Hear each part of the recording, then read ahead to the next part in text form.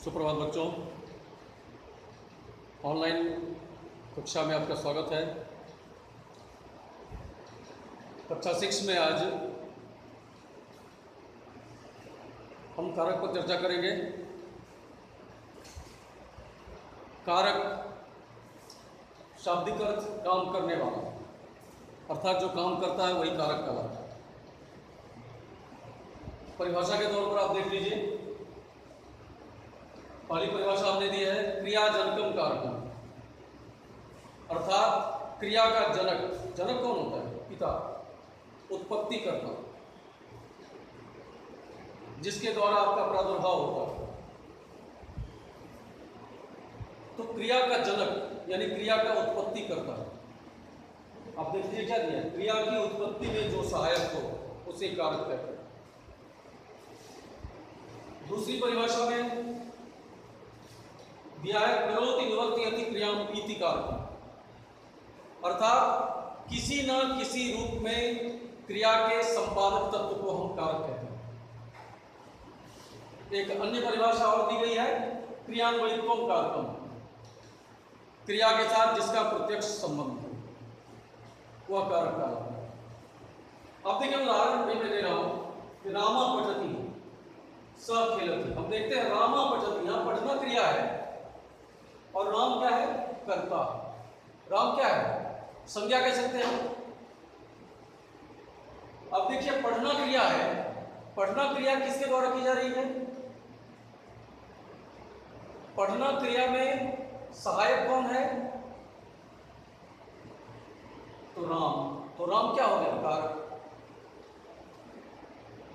हमने देखा ना क्रिया की उत्पत्ति में सहायक कौन है? राम है। अब देखिए दूसरी परिभाषा में क्रिया किसी न किसी रूप में क्रिया का संपादक तत्व। अब पढ़ना क्रिया है, क्रिया का संपादन किसके द्वारा हो रहा है? क्रिया किसके द्वारा हो रही है? राम के द्वारा। तो दूसरी परिभाषा भी सही है। उदाहरण के आधार पर क्रिया किसी न किसी रूप में क्रिया का संपादक तत्व कारक कहलाता है। तीसरी परिभाषा देखते हैं क्रियान्वयित्वम कारकम, क्रिया के साथ जिसका प्रत्यक्ष संबंध हो। अब देखिए रामा पठति, पढ़ना क्रिया है, क्रिया किसके द्वारा हो रही है? राम के द्वारा। क्रिया के साथ किसका संबंध है? क्रिया के साथ किसका प्रत्यक्ष संबंध है? राम का। तो राम कारक हो गया। तो हम देखते हैं उदाहरण के आधार पर हमारी तीनों परिभाषाएं सही हैं। दूसरे उदाहरण में हमने दिया स खेलति, वह खेलता है। यहां भी उसी तरह से हम स्पष्ट करेंगे कि खेलना क्रिया है, खेलना क्रिया में सहायक कौन है, खेलना क्रिया के साथ संबंध किसका है, खेलना क्रिया का संपादक तत्व कौन है। तो हम देखेंगे यहाँ देखिए दूसरे एक और चीज हम गौर करेंगे, देखेंगे एक जगह उदाहरण में हम संज्ञा शब्दों का प्रयोग करते हैं और दूसरी जगह सर्वनाम शब्दों का प्रयोग होता है। तो प्रायः आपको यह देखने को मिलेगा कि कर्ता के रूप में, कारक के रूप में आपको संज्ञा और सर्वनाम शब्दों का प्रयोग अधिकतर मिलता है। समझ गए? तो उदाहरण के आधार पर हमारी तीनों परिभाषाएं सही हैं। अब इसके आगे हम इसके भेद पर चर्चा करेंगे।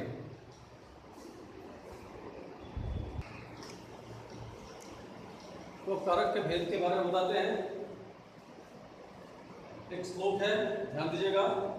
कर्ता कर्म च करणम च संप्रदानम तथैव च अपादानम अधिकरणम चेत्याह कारकानि स।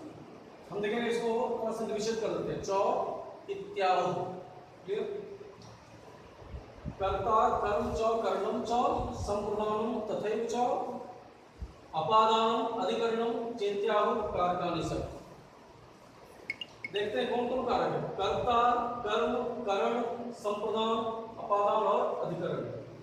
वस्तुतः संस्कृत में 6 कारकों का ही उल्लेख है। 6 कारक ही मान्य हैं। कौन कौन 6 कारक हैं?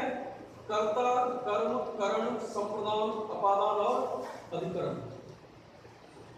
संस्कृत में संबंध और संबोधन को कारक नहीं माना जाता, क्योंकि ये क्रिया शब्दों के साथ कोई विशेष संबंध, कोई संबंध नहीं जोड़ते हैं। अतः इन्हें कारकों के अंतर्गत स्थान नहीं दिया गया। हाँ, संस्कृत में कारक चिन्हों के आधार पर ही विभक्ति रूप बनते हैं। तो हम देखते हैं प्रथम कर्ता में प्रथम विभक्ति होती है, कर्म में द्वितीय विभक्ति होती है, करण में तृतीय विभक्ति होती है, संप्रदान में चतुर्थी विभक्ति होती है, अपादान में पंचमी विभक्ति होती है, अधिकरण में सप्तमी विभक्ति होती है। तो भाई पंचमी है, पंचमी के बाद सीधा सप्तमी है, षष्ठी विभक्ति के लिए चाहिए जगह। और फिर संबोधन।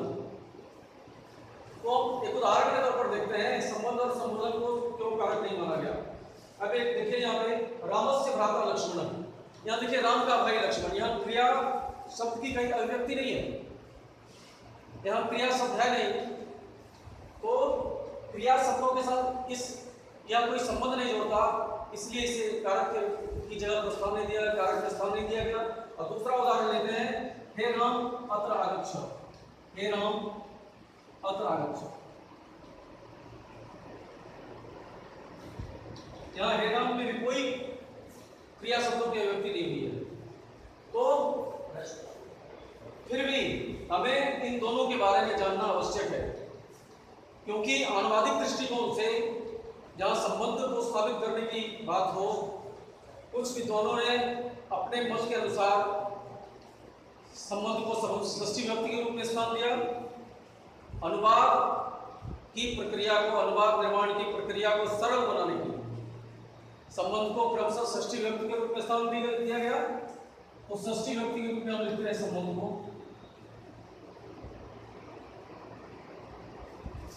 चिन्ह है इसका कार्य की, और संबोधन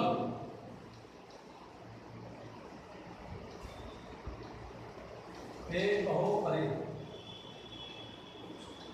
संबोधन